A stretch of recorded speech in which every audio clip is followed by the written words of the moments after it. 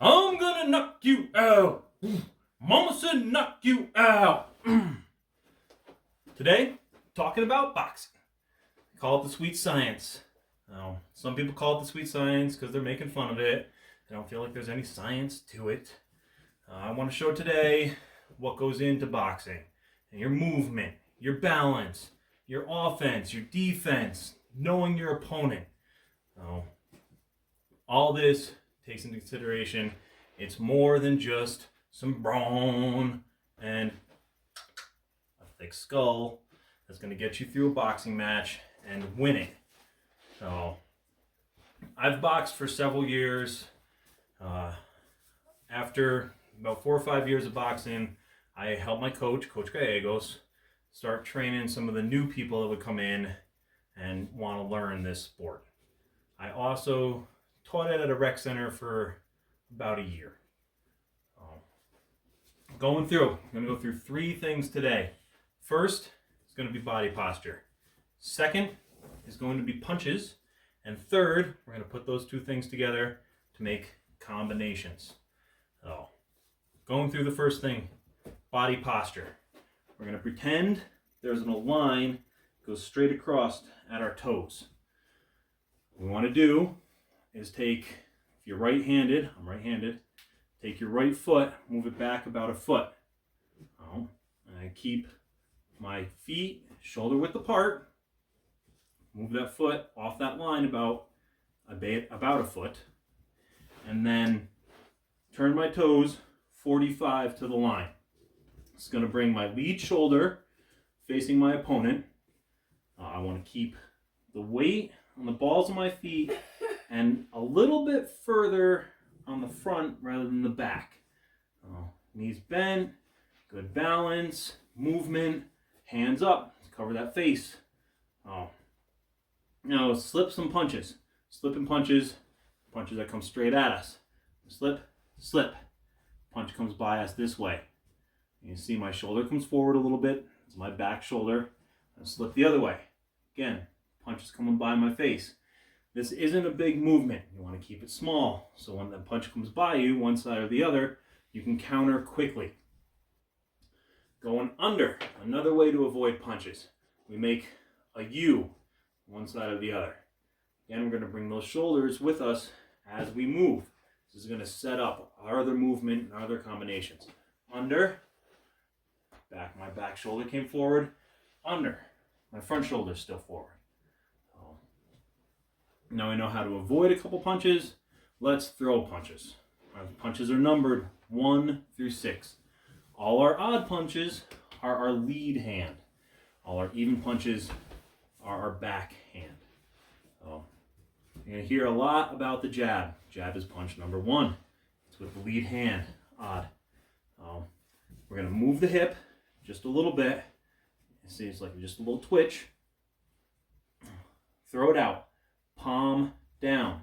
Palm down helps bring that shoulder come up. Shoulder, we're going to keep that chin down. Not into our chest so we can't see what we're doing.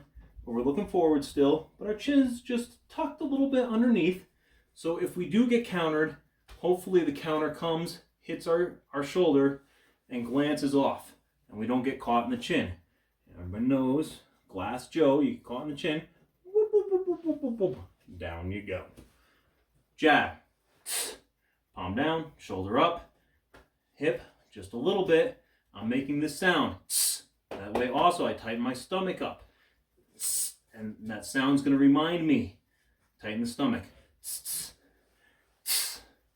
Backside, number 2. This is a power punch. We're going to present these hips forward. We're going to move on the ball of that foot. So the ball moves forward too. We want to stay grounded. Our power comes from the ground on all our punches. Again, making that noise. Palm down, shoulder up, hips through, stay grounded. Back. Number 3, frontside hook. Frontside hook, we just bring this out, make everything parallel, and it's about even between our shoulders and our chest. Through this, we're going to pretend we have sock feet on a slippery floor. We're going to move that front foot on the ball. Move it. And here we go. That's number 3. Number 4 is a backside uppercut. Backside uppercut. Again, we're going to bend down just a little bit. And just like moving our feet on number 2, we want to do this forward. Move the ball of your foot, hips. We're going to drop that hand a little bit and bring it up. Now,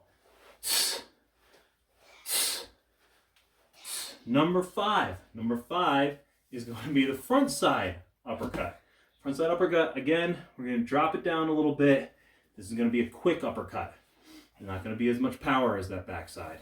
Oh, again, we're moving our hips just a little bit like punch number 1 on the jab. It's just a little movement. It's not that hook movement.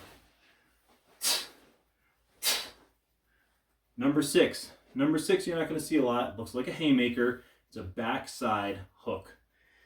And you're not going to see it a lot because when you do it, you leave yourself exposed. There's a lot of surface area about here and your face that an opponent can hit as you're coming around. And it's also slower than all the other punches. So now that we have punches 1 through 6, 1, 2, 3, 4, 5, 6, we're going to use those with our body movement to make combinations.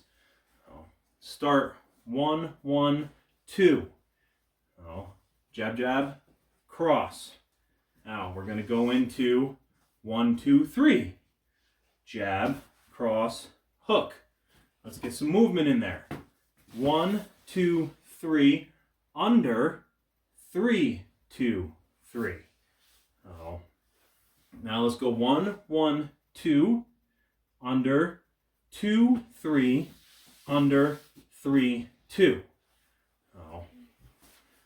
Talking about movement. Again, we don't want to stay still. We want to throw our punches from different areas. Jabs. Jab sets up a lot of our combinations. Now that we've gone through, let's reiterate. We went through body posture, body movement, same thing. We went through punches, 1, 2, 3, 4, 5, 6. And we put those two things together to make combinations. And this is why it's called the sweet science. We're looking at all these different possibilities that you can do, you can put together, read your opponent. That way you have an understanding how to win, or at least how not to lose. We all know how not to lose in relationships, communication. And we'll take all this stuff, the movement, the punches, the combinations, and you can use those even if you're past your prime or you might not be in fighting shape anymore. Do I want a piece of you? Handle my light work.